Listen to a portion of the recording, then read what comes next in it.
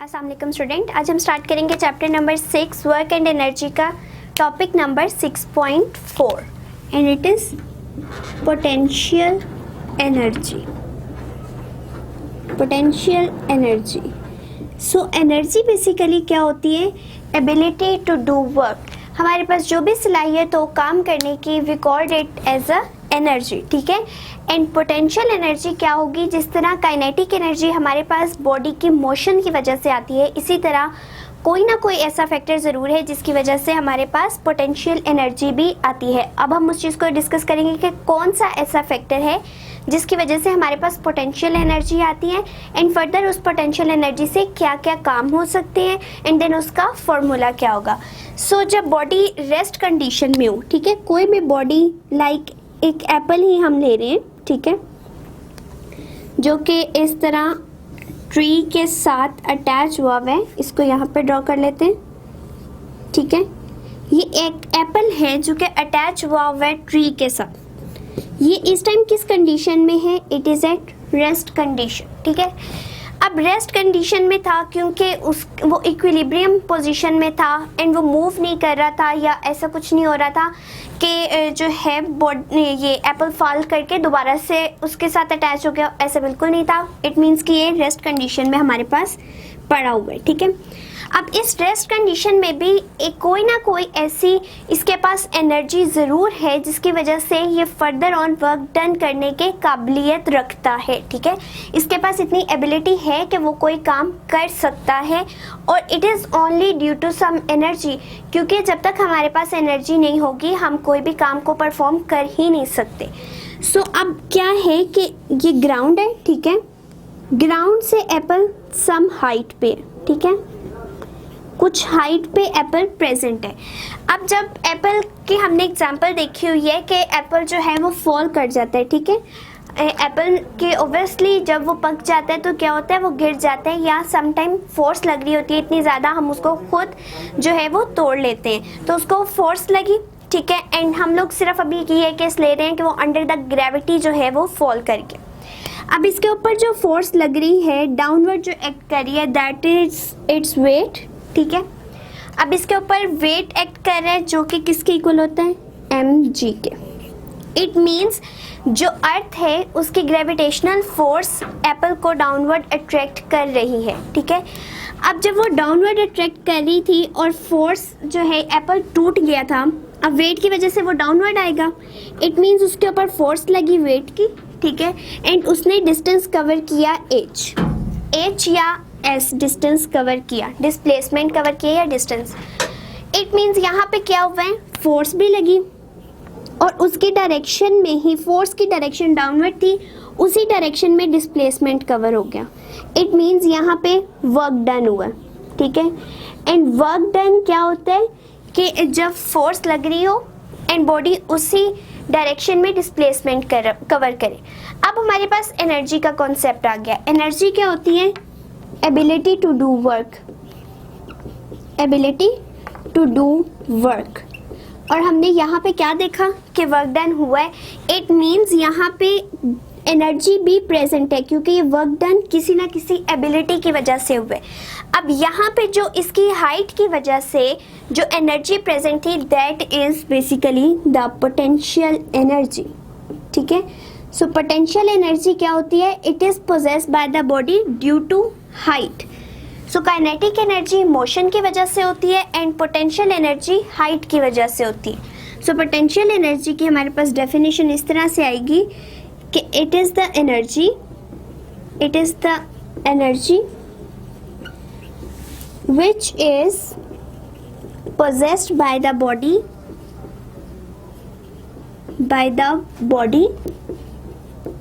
due to its motion, due to its height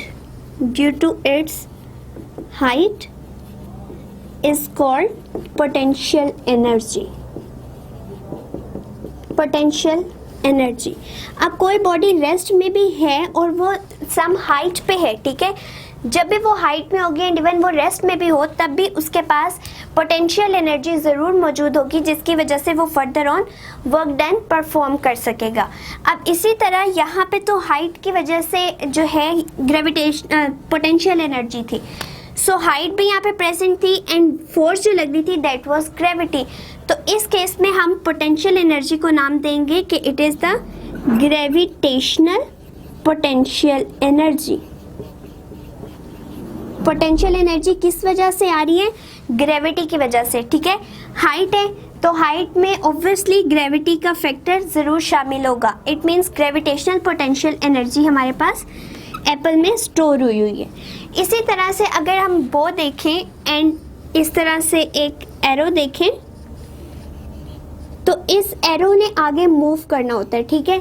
अब हम करते क्या है कि इसको जो है यहाँ पे स्ट्रिंग लगा हुआ है उसको थोड़ा स्ट्रेच कर देते हैं, पीछे की तरफ ले आते हैं, ठीक है। उसकी पहली पोजीशन ये थी, अब उसको स्ट्रेच करके हम बैकवर्ड ले आए हैं, ठीक है।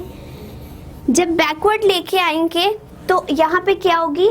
सम हाइट कवर हो गई, ठीक है। पहले बॉडी यहाँ पे थी, इट मीन्स लेट्स सपोज ये 0 पॉइंट है, ठीक है, 0 पे थी, हमने उसको स्ट्रेच किया, उसमें थोड़ी सी हाइट प्रोड्यूस हो गई, ठीक है। हाइट की वजह से ये पोजीशन आ गई ए। अब इस हाइट के फैक्टर की वजह से यहाँ पे एनर्जी स्टोर हो गई, that is the potential energy. अब ये जो एरो मूव कर रहा है, जब हमने इसको छोड़ देंगे, ठीक है, स्ट्रेच करना बंद कर देंगे, तो एरो जब आगे की तरफ मूव करेगा, वो क्यों मूव करेगा? Due to the potential energy. So यहाँ पे जब एनर्जी स्टोर हुई ड्यू टू हाइट, तभी हमारे पास आगे वर्क डन हो सकता है। एंड वर्क डन क्या होगा कि एरो जो है वो फर्दर आगे की तरफ मूव करेगा। अब ये स्ट्रिंग जो था वो इतना इलास्टिक था, उसमें इतने स्ट्रेच होने की एबिलिटी थी कि उसको हमने कहा कि ये इलास्टिक पोटेंशियल एनर्जी है, पोटेंशियल एनर्जी। सो इस केस में जो हमारे पास हाइट की वजह से स्टोर हुई है potential energy, it is the elastic potential energy. क्यों? क्योंकि हमने इसको स्ट्रेच की है। स्ट्रिंग स्ट्रेच होने की एबिलिटी रखता है, उसमें इलास्टिसिटी ज़्यादा है, इसकी वजह से हमारे पास इलास्टिक पोटेंशियल एनर्जी बो में स्टोर हो गई।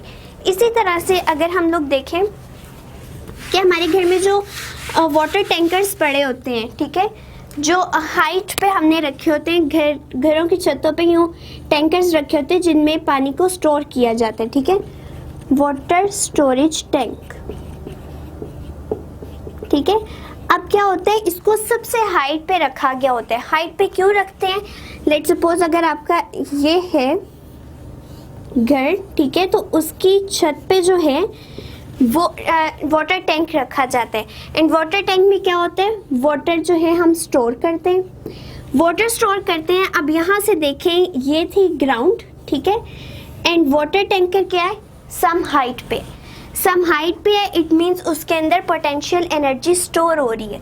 वाटर के अंदर क्या आ जाएगी? पोटेंशियल एनर्जी, ठीक है, पोटेंशियल एनर्जी होगी and it will also be the gravitational potential energy, क्योंकि यहाँ पे सिंपली जो अर्थ की वजह से फोर्स लग रही है, लेट्स सपोज ये अर्थ है, तो अर्थ की वजह से क्या है? ग्रेविटी। तो ग्रेविटी जो है वो एक्ट कर रही है टैंक पे, इसलिए हमने इसे कहा कि पूरी ग्रेविटेशनल पोटेंशियल एनर्जी होगी। अब वाटर के अंदर पोटेंशियल एनर्जी स्टोर होती जा रही है। इट मीन्स जब भी आप कोई टैप ऑन करेंगे या कुछ भी वर्किंग के लिए स्टार्ट करेंगे वर्क करना, तो उस पोटेंशियल एनर्जी की वजह से ही वाटर डाउनवर्ड फ्लो करेगा, ठीक है। वाटर का फ्लो हो रहा है, इट मीन्स वर्क डन हो रहा है, और वो क्यों हो रहा है? Due to the potential energy which is stored due to height, ठीक है। सो हाइट की वजह से जब भी बॉडी में एनर्जी प्रोड्यूस होगी, that will called the potential energy. So अब हम इसका फॉर्मूला देखते हैं कि इसका फॉर्मूला क्या हो सकता है। फॉर्मूला किस तरह हम फाइंड आउट करेंगे कि ये भी हो क्या रहा है कि इस पोटेंशियल एनर्जी की वजह से वर्क डन हो रहा है, ठीक है। सो वर्क डन जो है, वर्क डन की वजह से क्या आ रही है? Potential energy. अब पोटेंशियल एनर्जी को हम किस तरह फाइंड आउट करेंगे कि वर्क डन क्या होता है कि फोर्स लग रही है, ठीक है, एंड सम डिस्प्लेसमेंट कवर करे body in direction of force, ठीक है। अब वो जो डिस्प्लेसमेंट कवर किया था, अगर हम एप्पल के केस में देख लें तो वो किस वजह से था, ड्यू टू हाइट, ठीक है, हाइट थी तभी डिस्प्लेसमेंट कवर हुआ, दैट वाज s, तो h और s इक्वल होंगे, इसीलिए हमने यहाँ पे F इंटू एच लिखा and it will become equals to potential energy. अब यहाँ पे फोर्स जो लग रही है it is due to the gravitational force, ठीक है, ग्रेविटी की फोर्स लग रही थी और बॉडी डाउनवर्ड फॉल कर रही थी। अब अगर हम एप्पल के केस में देख लें तो यहाँ पे हमारे पास फोर्स क्या आ रही है, वेट के इक्वल, के एप्पल का जो वेट है वो उसको डाउनवर्ड एक्ट करने में हेल्प आउट कर रहा है। तो इसी केस में अगर हम देखें तो यहाँ पे फोर्स हमारे किसके इक्वल है, W के। सो यहाँ पे हम कर देते हैं W into H equals to potential energy. अब W किसके इक्वल हमने कहा हुआ है, mg के, कि जितना मैस होगा, ठीक है, जितना एप्पल का मैस था उस पर उतनी ग्रेविटेशनल पोटेंशियल एनर्जी लग रही थी या ग्रेविटेशनल एक्सीलरेशन उसके ऊपर अप्लाई हो रहा था, जिसकी वजह से वो डाउनवर्ड फॉल कर रहा था। तो यहाँ पे हम W को रिप्लेस कर देते हैं mg से एंड हमारे पास जो पूरा पोटेंशियल एनर्जी का कंपोनेंट बनेगा दैट विल बी mgh। सो हमारे पास पोटेंशियल एनर्जी फाइंड आउट का फॉर्मूला है mgh, जिसमें हम क्या देख रहे हैं कि मैस, जो जितना भी मैस होगा बॉडी का, जितनी हाइट उसके अंदर होगी एंड उसको डाउनवर्ड मूव करने में जितना ग्रेविटेशनल एक्सीलरेशन लगेगा that will be equal to the potential energy. So अगर हमें सिंपली याद रखना हो कि पोटेंशियल एनर्जी की डेफिनेशन क्या है, so it is the energy which is possessed by the body due to its height. So potential energy के फॉर्मूला में हाइट ही एक ऐसा बेसिक फैक्टर है जिसकी वजह से वो एनर्जी स्टोर हो रही है बॉडी में। इट मीन्स कि potential energy is the energy due to height, ठीक है। सो यहाँ से हम बहुत इजीली जो है फाइंड आउट कर सकते हैं या याद रख सकते हैं कि हमारी डेफिनेशन क्या है पोटेंशियल एनर्जी की। सो अभी तक हमने जो पढ़ा पोटेंशियल एनर्जी के बारे में कि ये हाइट की वजह से होती है, ठीक है, हाइट का फैक्टर जो है वो इन्वॉल्व होगा तभी हमारे पास जो है वो एक एनर्जी आएगी that is called the potential energy and उस पोटेंशियल एनर्जी की वजह से हम वर्क डन कर सकते हैं, ठीक है। वर्क डन के केस में अगर हमने अपना एप्पल का केस ही देखे तो फोर्स रिप्लेस हो रही थी W से एंड S रिप्लेस हो जाएगा H से, ठीक है, एंड W क्या होता है बेसिकली mg के equal and H as it is आएगा and we get potential energy is equals to mgh।